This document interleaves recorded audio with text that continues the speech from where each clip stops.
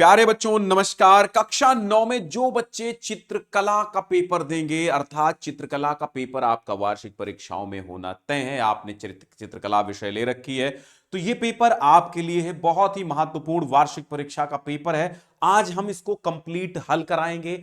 हमारा मानना रहता है कि मैं कोई भी पेपर आपको ऐसा नहीं देते हैं कि मैं दो एक क्वेश्चन बताऊं या क्वेश्चन ही ना बताऊं, आपको ऐसे ही पेपर दिखा दूं। दिखाना काम नहीं, हमारा काम दोनों प्रकार से मैं अच्छे तरीके से काम करता हूं, आपको पेपर भी दिखाता हूं और उसको हल भी कराता हूं। तो आइए यहां से हम बहुत अच्छे अच्छे प्रश्न हल करने वाले हैं और व्याख्यात्मक हल करेंगे जो आलेखन के प्रश्न होंगे। ठीक है, तो चित्रकला देखिए अलग अलग विद्यालयों में अलग अलग तरीके का पेपर आता है, पर प्रश्न जो वही बनेंगे जो हम बताने जा रहे हैं आपको। रंगों पर आधारित प्रश्न बनते हैं, आलेखन कला है ना। तो समझिए भाई, सबसे पहले तो पेपर मिलते हैं, इंस्ट्रक्शन पढ़ डालो भाई, क्योंकि बिना इंस्ट्रक्शन से आप गड़बड़ करके आ जाएंगे, है ना। और जल्दी से कक्षा 9 की कॉपी कैसे लिखें हमने बता दिया है, तो इस वीडियो के एंड स्क्रीन पर भी मिल जाएगी। और क्या करेंगे भाई, इसकी वीडियो के एंड स्क्रीन पर भी मिल जाएगी आपको, लास्ट में वीडियो के। और इसके बाद वो अगर नहीं मिल रही है तो आप वीडियो सेक्शन में जाइए, कक्षा 9 की कॉपी कैसे लिखते हैं जरूर देखिए जाके, है ना। तो कक्षा 9 का ये चित्रकला का पेपर है। तो भाई देखिए 15 मिनट पेपर पढ़ने के लिए मिलते हैं। अब बात यह है, आपका पेपर 2.5 घंटे से लेकर के, ठीक है, 2.5 घंटे से लेकर के 3 घंटे तक का समय आपको दिया जाता है वार्षिक परीक्षा में। कहीं कहीं 3 घंटे 15 मिनट दिया जाता है।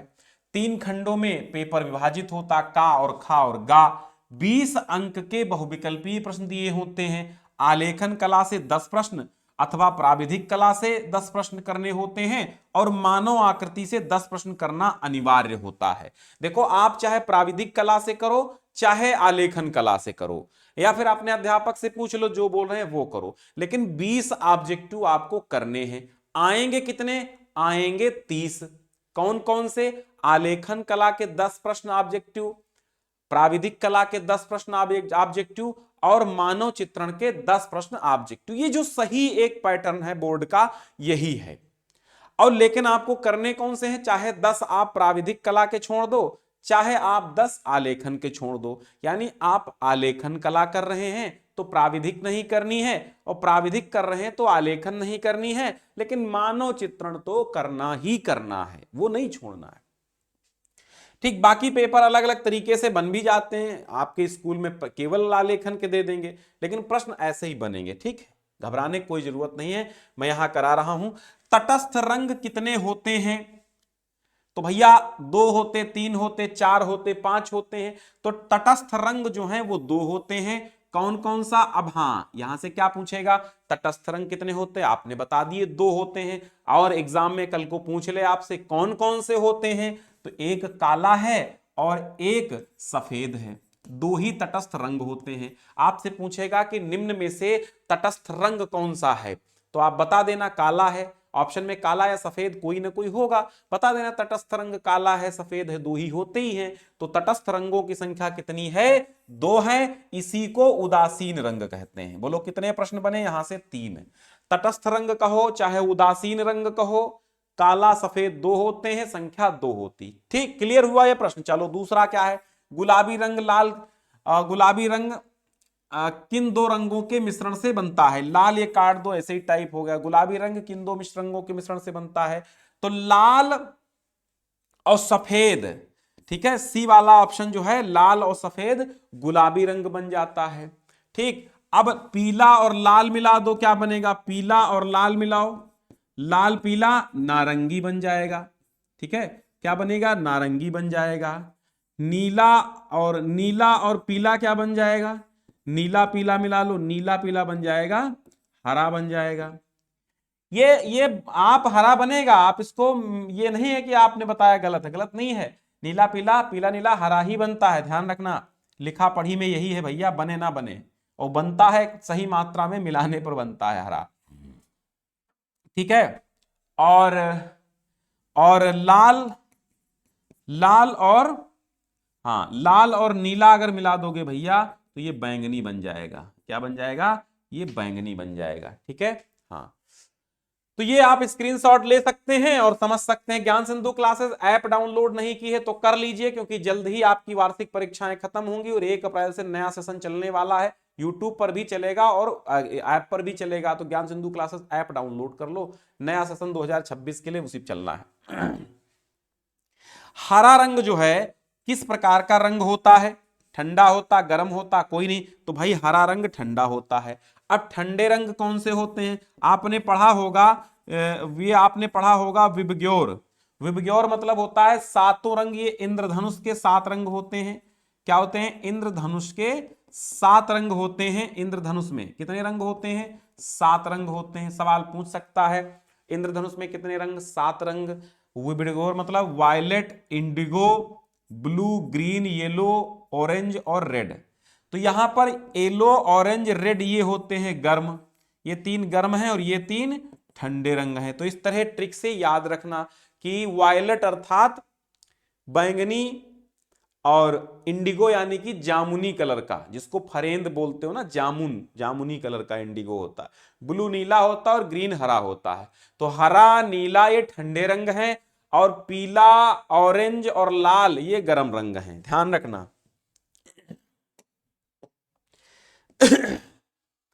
लाल रंग में नीला रंग मिलाने पर कौन सा रंग बनता है? तो लाल नीला बनता है भैया बैंगनी। क्या बनता है? लाल नीला बैंगनी बनता। ऊपर क्या पूछा गया था? गुलाबी रंग, लाल, सफेद, गुलाबी, लाल, नीला, बैंगनी। और 5वां प्रश्न, इंद्रधनुष में कितने रंग होते? देखो पूछ लिया, अभी बता ही रहे थे। इंद्रधनुष में 7 रंग होते हैं। याद करने की ट्रिक क्या है? याद करने की ट्रिक है बैजा,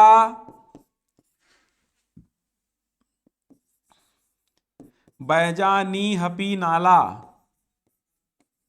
ठीक है, बैजानी हपी नाला। बैंगनी, जामुनी, नीला, हरा, पीला, नारंगी, लाल, इसी को कहते हैं विबग्योर। ठीक है, यानी orange, red, yellow, green, blue, indigo and violet. तो बैजानी हपी नाला, चाहे ऐसे याद कर लो 7 रंग, चाहे विबग्योर से याद कर लो। और विबग्योर में YOR ये क्या होते हैं? YOR ये क्या होते हैं? गर्म रंग होते हैं, ध्यान रखना।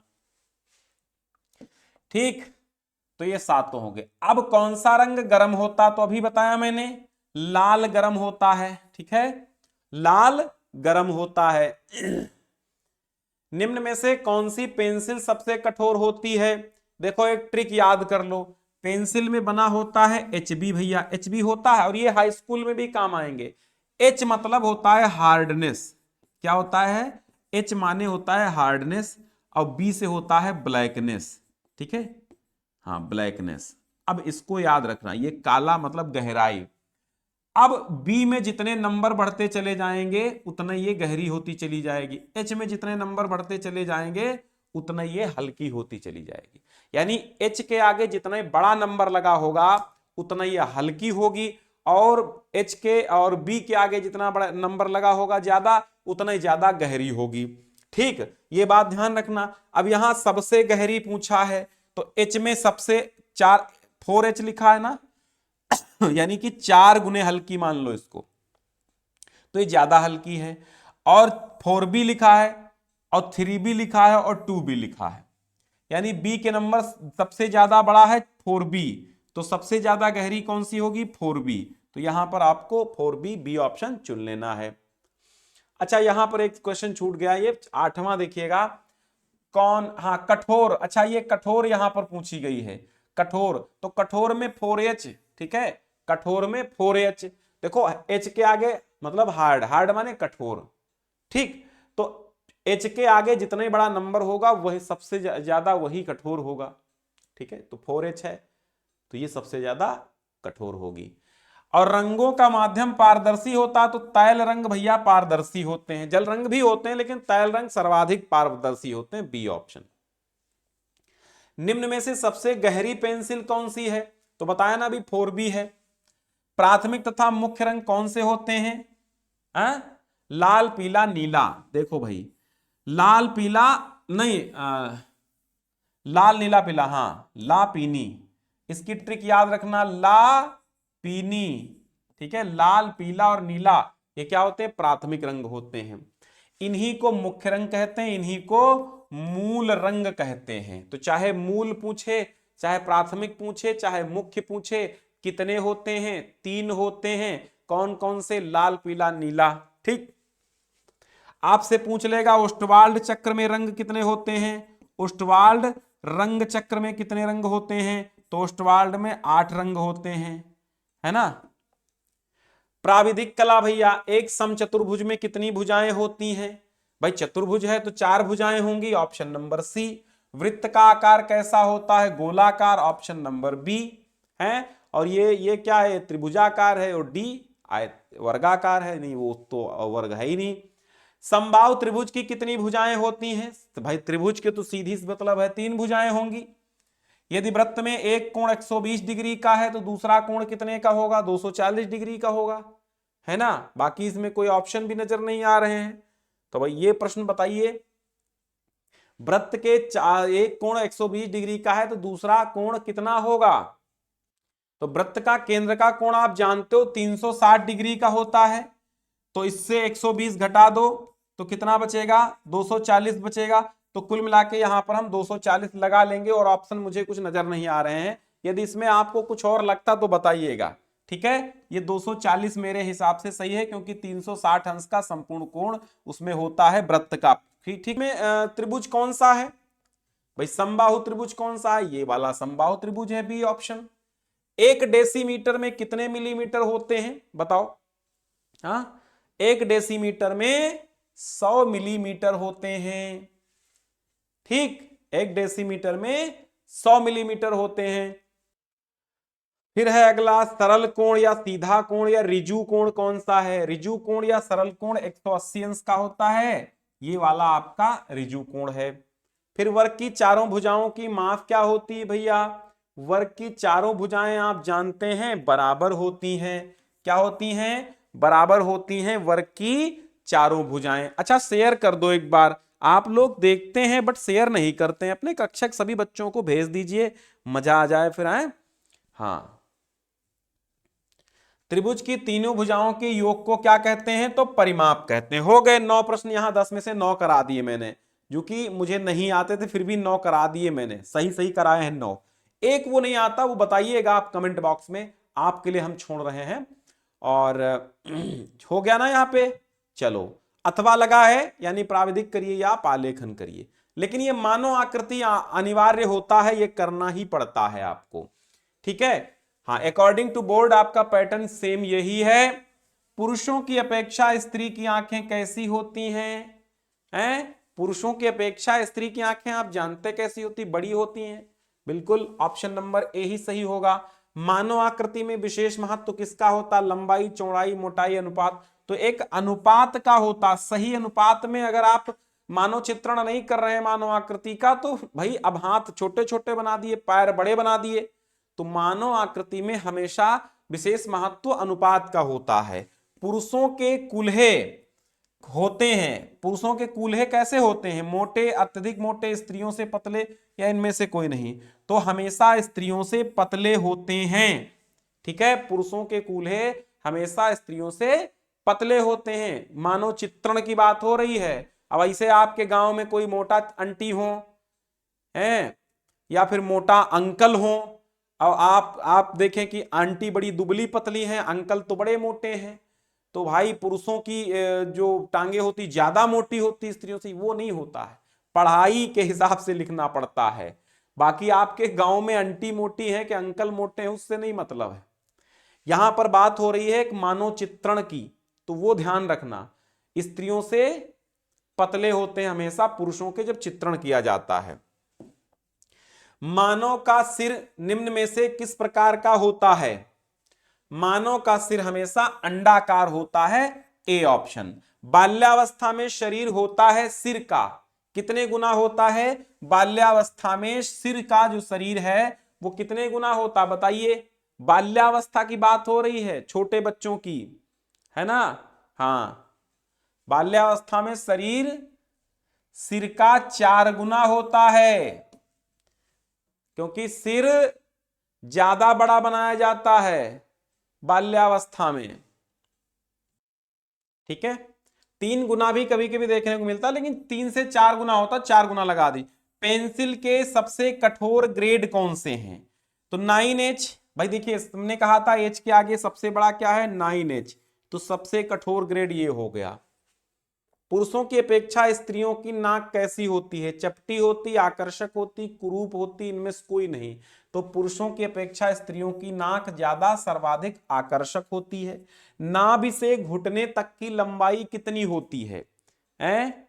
हाँ, नाभि से घुटने तक की लंबाई 21 इंच, 10 इंच, तो 21 इंच लगाइए। नाभि से घुटने तक की लंबाई 21 इंच होती है। स्त्रियों के कंधे कैसे होते हैं? तो बी ऑप्शन लगा दीजिए, स्त्रियों के कंधे ढालू होते हैं। चेहरे की ऊंचाई या लंबाई होती है, कितनी होती है? तो चेहरे की ऊंचाई या लंबाई 9 इंच होती है। ठीक है, 9 इंच होती है। अब आता है खंडखा। खंडखा में प्राविधिक कला, अथवा आप एक नंबर लिखिए या फिर आलेखन कला बनाइए। ठीक है, खंडगा में मानव आकृति करना होगा। 15 अंकों का खंडगा। देखो, अब शुरू से देख लो।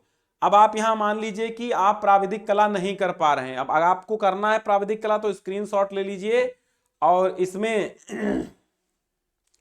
आपको जैसे बताया गया वैसे काम करना है। जैसे यहां पर पटरी प्रकार की सहायता से 90 डिग्री का कोण बनाना है। किसी संख्या का ज्यामितीय विधि से वर्गमूल निकालना है। एक त्रिभुज की रचना कीजिए जिसका आधार कोण 50 अंश 60 अंश के बराबर हो तथा परिमाप 7 सेमी हो। चौथा सवाल है कि 4 सेमी 3 सेमी की रेखाओं का मध्यानुपाती ज्ञात कीजिए। यह है निम्न वाक्य को हिंदी अथवा अंग्रेजी में तिरछे अक्षरों में सेमी की ऊंचाई 4 सेंटीमीटर या 5 सेंटीमीटर की ऊंचाई ज्यामितीय विधि द्वारा लिखिए। कार्य करना सीखें और प्रतीक्षा करें। ठीक है, और ये ना लिख पाए तो learn to labour and to wait. चाहे अंग्रेजी वाले अक्षरों को तिरछा लिख दीजिए, चाहे ये हिंदी वालों को लिख दीजिए, 2 में से एक करना होगा। ठीक, अब आलेखन कर लीजिए। अगर नहीं आता है, वो 35 अंकों में आता है। ठीक, आलेखन करो कि 15 सेमी के वर्ग में आपको भारतीय फूल पत्तियों कलियों पर आधारित एक आलेखन करना है जो अल्पना के लिए उपयुक्त हो, या 15 गुणे 20 सेमी आयत में गुलाब अथवा कमल के फूल पत्तियों कलियों पर आधारित एक अलंकारिक आलेखन बनाइए जो फर्श के लिए उपयुक्त हो। 3 जल रंगों का प्रयोग करो। हैं, अब मानव आकृति अनिवार्य होता ही है, तो ये तो करना ही होता 15 अंकों का। तो पौधों को पानी देता माली बनाओ, पत्र ले जाता डाकिया बनाओ, हल चलाता किसान बनाओ। कुछ ना कुछ आपको इसमें एक बनाना ही पड़ेगा। ठीक है, पत्र ले जाता डाकिया, पौधों को पानी देता माली, हल चलाता किसान। सबसे सिंपल जो लगे आप बना दीजिए, जो आप बना लेते हो वो बना दीजिए। तो भैया चित्रकला का ये पेपर आपका बड़ा सुंदर है, बड़ा आपके लिए बहुत इंपॉर्टेंट है। मैंने यहाँ तमाम प्रश्न और भी बताए हैं आलेखन में हल कराते समय। तो चित्रकला के इस पेपर को आप जरूर देखिए और जरूर बच्चों तक पहुंचाइए। अन्य अपने क्लास के सभी बच्चों को शेयर कर दीजिए। देखिए, जब आप दूसरों का भला सोचते हैं तो ईश्वर आपका भी भला सोचता है। आप दूसरों की सहायता के लिए इसको शेयर नहीं करेंगे तो ईश्वर भी दूसरों आपकी सहायता के लिए दूसरों को नहीं भेजेगा, है ना। क्योंकि हम दर्पण में जैसा हमारा चेहरा होता है, दर्पण में वैसा ही चेहरा दिखता है। इसलिए याद रखो, आप भलाई अगर किसी के साथ कर रहे हैं तो कहीं ना कहीं ईश्वर आपके लिए भला ही सोच रहा होगा। तो सौभाग्य की बात है कि आपने ये वीडियो देखा और आपने बहुत प्रश्न यहां से सीखे हैं। अगर 9th में काम नहीं आए तो हाई स्कूल में आएंगे, आना तो जरूर है, क्योंकि ज्ञान कभी व्यर्थ नहीं होता, ज्ञान हमेशा काम आता रहता है। ठीक है, क्योंकि वो तो तब पता चलता है जब वक्त आता है और आपका पुराना ज्ञान काम कर जाता है। ठीक है, हाँ, तो बस ये पेपर हल कर लीजिए। और कक्षा 9 के मॉडल पेपर्स की एक प्लेलिस्ट बनी हुई है जो आपको यहां सामने देखो एंड स्क्रीन पर दिख जाएगी, और बस आप क्लिक करके आराम से देख लीजिए। प्लेलिस्ट भी है, हिंदी की भी है और 9 के मॉडल पेपर की भी है। सारी प्लेलिस्ट सामने आपको दिख रही होंगी एंड स्क्रीन पर। और सब्सक्राइब वाला सब्सक्राइब तो कर ही लेते हैं आप, लाइक तो कर ही देते हैं। धन्यवाद, है ना।